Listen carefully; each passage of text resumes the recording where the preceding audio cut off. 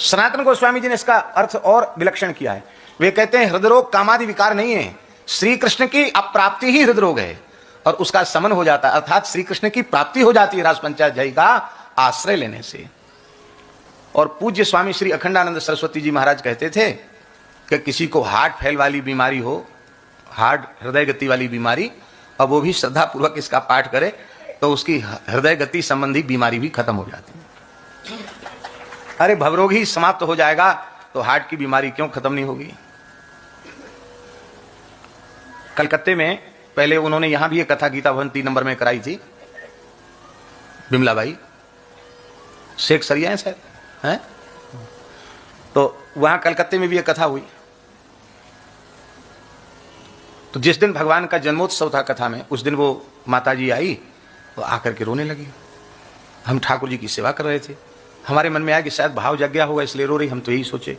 बाद में हमने पूछा माता जी रो क्यों रही है?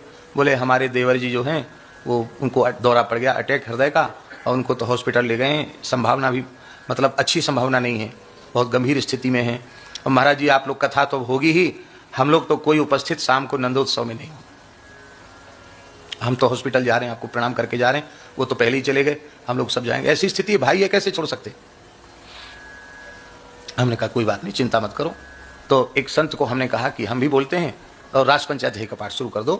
कोई संकल्प वंकल्प भी नहीं, पूछा भी नहीं क्या नाम गोत्र, कुछ नहीं, बस उनका हृदय गति संबंधी जो बीमारी आई है उसमें सुधार हो और वो उनकी शांति आ। जैसे ही पाठ शुरू किया आश्चर्यजनक घटना घटी, तो वो व्यक्ति इतने चमत्कारिक ढंग से स्वस्थ हो गए। इधर पाठ कितनी देर लगती है रास पंचाध्यायी के पाठ में? आधा घंटे में हो जाएगा ना पाठ में अध्याय आराम से भी, और इधर वो स्वस्थ हो गए, होश में आ गए। और डॉक्टरों ने कहा कि इतने जल्दी रिकवरी कहते क्या कहते, इतने जल्दी कैसे होगी? बोले अब ये जल्दी स्वस्थ हो जाएंगे लेकिन अभी हॉस्पिटल में रखना पड़ेगा इनको, और थोड़ी देर में तुम्हारा शाम को पूरा परिवार उपस्थित। वो जो हॉस्पिटल में थे वो तो बेचारे नहीं आ सके, वो तो 1-2 दिन में आए, लेकिन बाकी सब लोग उपस्थित हो गए। ऐसी कई घटनाएं देखी।